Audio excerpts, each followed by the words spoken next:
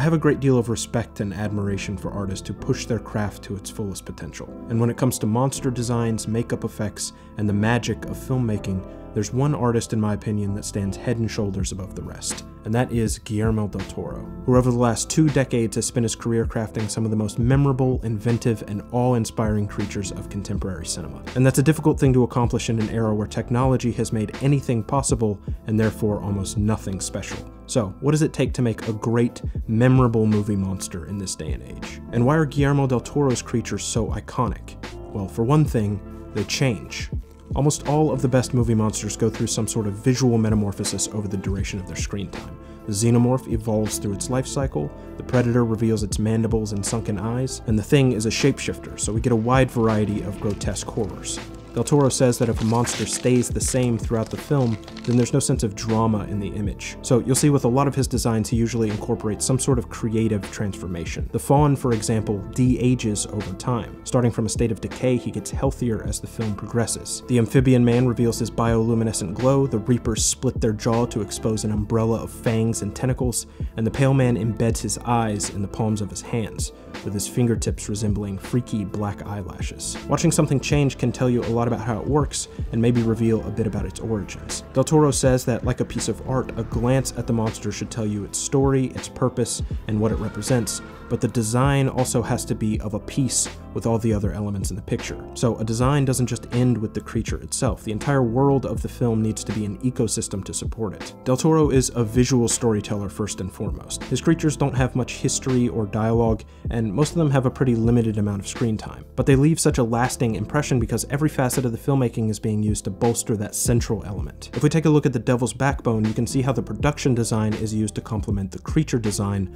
of Santi, the ghost child. So we have the blood-colored water, the caustics reflected around the room. Even here you can see that the salt deposits along each wall of the cellar were art directed to give the impression of flowing liquid. We spent weeks painting that wall, painting the humidity in that wall so it had the sense of waves, as if the kid was underwater, because the kid had the blood floating out of his forehead, and I needed the humidity and the salt deposits in the wall to look like waves of water. Del Toro always designs his creatures with the environment in mind. The geography has to be somehow echoed in the design or vice versa, so the labyrinth is as much a part of the fawn as the fawn is of the labyrinth. It isn't just a habitat, it's an extension of the character.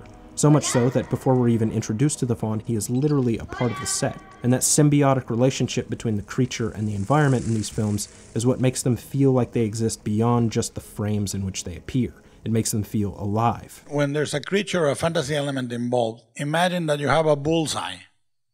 At the center of the bullseye is the fantastic element, and every one of the other concentric circles is production design, wardrobe, color palette, and light, and all of them exist to give oxygen to the centerpiece, which is the fantastic element. And just as important as the environment supporting the effect is the performer who gives it life, and that's where this guy comes in. This is Doug Jones. He's the man behind the mask in almost every one of Del Toro's films. But he goes well beyond just being what they call a suit performer. The majority of the roles he plays in these movies Del Toro designed with him specifically in mind, and he brings a special kind of elegance and charisma to those characters that not many people could in those demanding conditions.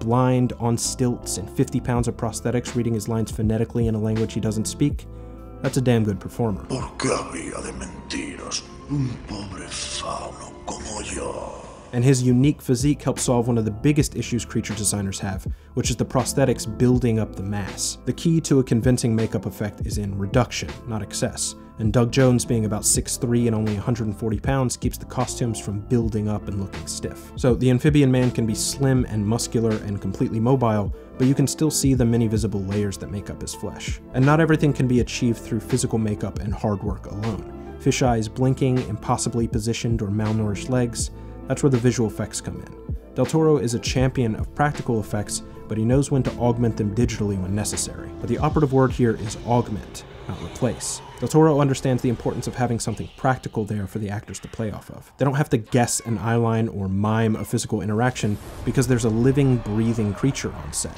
And that makes a big difference in the performances. The reaction to those big reveals feels genuine because in most cases they are. You walk onto a set and you see a 7-foot disc-faced demon angel bloom his wings in front of you. As a performer, your reaction's going to be a bit more genuine than it would be with a tennis ball and a green stick.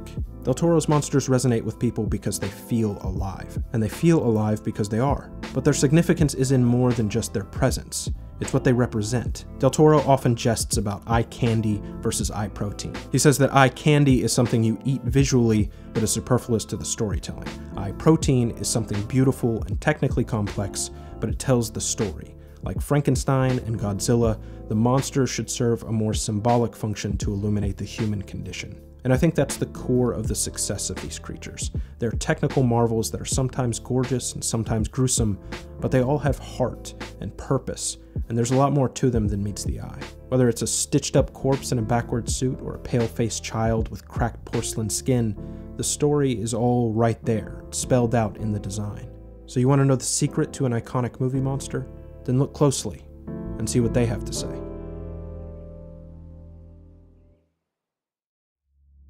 And I want to thank Blue Apron for sponsoring this week's video and helping support the channel.